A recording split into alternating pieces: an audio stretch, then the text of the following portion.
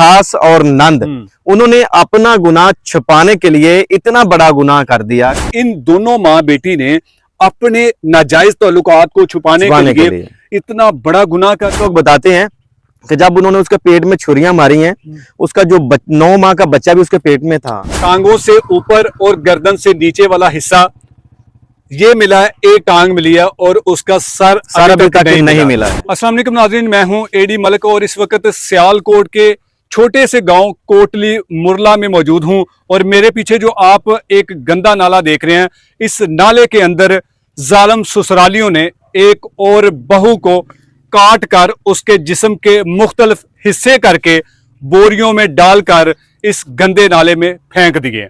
नाज़रीन इकराम, 4 साल पहले 30 साल ज़ारा की शादी इस गांव में होती है और वो अपने शोहर के साथ हंसी खुशी जिंदगी गुजार रही होती है। उसे क्या मालूम था कि उसकी जो सास और नंद के नाजायज ताल्लुकात की कहानी उसे पता चल गई। और जब उसने अपने शोहर को बताने की कोशिश की या फिर उनको ये बताया कि आपके घर में आपकी माँ और आपकी बहन क्या गुल खिला रही है।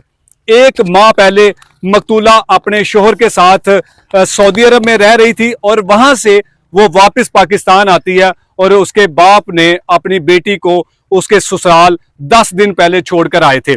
ये नाज़रीन इकराम वो गंदा नाला है जिस गंदे नाले में उसकी जिस्म के मुख्तलिफ हिस्सों को काट कर तोड़े में डालकर इस नाले के अंदर फेंके। और फिर उसके बाद जब उसके शोहर ने अपनी बीवी के साथ उसके मोबाइल पर राब्ता करने की कोशिश की, बात करने की कोशिश की, जब उसके साथ उसका राब्ता ना हुआ तो उसने ससुर मकतूला के वालिद से राब्ता किया कि मेरा ज़ारा के साथ राब्ता नहीं हो रहा।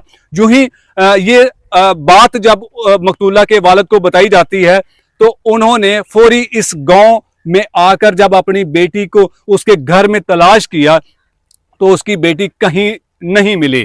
लेकिन जब उसकी सास और नंद से पूछा गया कि मेरी बेटी कहाँ गई है, वो छोटी सी मासूम गुड़िया तो नहीं थी जो खुद कहीं जाती और फिर उसके बाद उसको कोई उठा के ले जाता। इसी तरह इन दोनों जो कातला माँ बेटी ने मकतूला के बाप को ये कहानी गढ़ दी, ये कहानी बताई कि वो किसी के साथ भाग गई होगी। जब उन्होंने खुद तलाश करने की कोशिश की तो उसे उनकी बेटी जब ना मिली तो उन्होंने मुतलका पुलिस स्टेशन राब्ता किया और अपनी बेटी की गुमशुदगी की रिपोर्ट दर्ज करवाई। तो फिर पुलिस हरकत में आई और फिर पुलिस हरकत में जैसे आई, इन दोनों माँ बेटी को जब पुलिस ने इंटेरोगेशन के लिए थाने बुलाया, जब इनके साथ पूछताछ की गई तो इन लोगों ने बताया कि हमने उस मासूम सी बेटी को किस तरह बेदर्दी से ज़िबा किया, उसके जिस्म के टुकड़े किए, फिर उसके बाद किस नाले में उसको फेंक दिया। ये उनकी निशानदही पर पुलिस दोनों मुल्जमान माँ बेटी को यहाँ लाए, उनके सामने उनकी निशानदही पर उस बच्ची के जो जिस्म के हिस्से थे उनको निकाला। साथ सीनियर क्राइम रिपोर्टर मियां रियाज साहब हमारे साथ मौजूद हैं। हम उनसे ये वाकया जानने की कोशिश करते हैं क्योंकि वो मुकामी तो नहीं लेकिन उनके पास इस वाकये की काफी ज्यादा इंफॉर्मेशन है। उनसे बात करते हैं कि एक और बेटी को बेदर्दी से कत्ल करके उसके जिस्म के टुकड़े करके इन जालिमों ने इस गंदे नाले में फेंक दिए। मियां साहब, आखिरकार ये जुल्म की दास्तान, ये इस तरह के वाकयात क्यों नहीं थमने का नाम ले रहे? एडी मलिक साहब, यकीन मानिएगा कि आप नेशनल हीरो हैं कि दिल करता है मेरा यहाँ पे आके मैं आपको सल्यूट करता हूँ, अल्लाह की कसम खा के कह रहा हूँ, दिल से सल्यूट कर रहा हूँ कि आप एक मजलूमों के लिए, बहन बेटियों के लिए जहाँ पर भी जुल्म देखते हैं आप चले जाते हैं। काश कि हमारी रियासत जो है उनके दिल में भी इतना ही दर्द पैदा हो जाए जितना आपके दिल में दर्द है इन बहन बेटियों के लिए जिनके साथ इतना जुल्म होता है। कौन कहते हैं बेटियां सांझी होती हैं?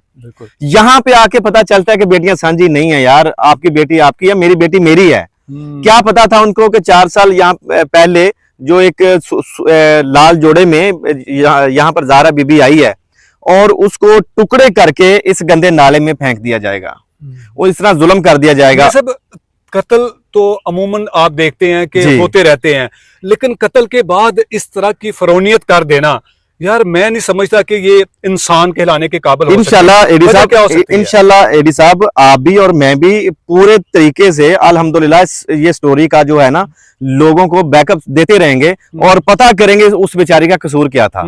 कसूर वही उसका है जो उसकी गुनाहगार आंखों ने कुछ देख लिया। अभी मुकामी लोग यहाँ के बता रहे हैं कि वो जो बदचलन औरत थी जिसने ये टुकड़े किए हैं, सास और नंद, उन्होंने अपना गुनाह छुपाने के लिए इतना बड़ा गुनाह कर दिया कि एक माँ की बेटी को, बाप की बेटी को, और यहाँ पे लाके टुकड़े कर दिया।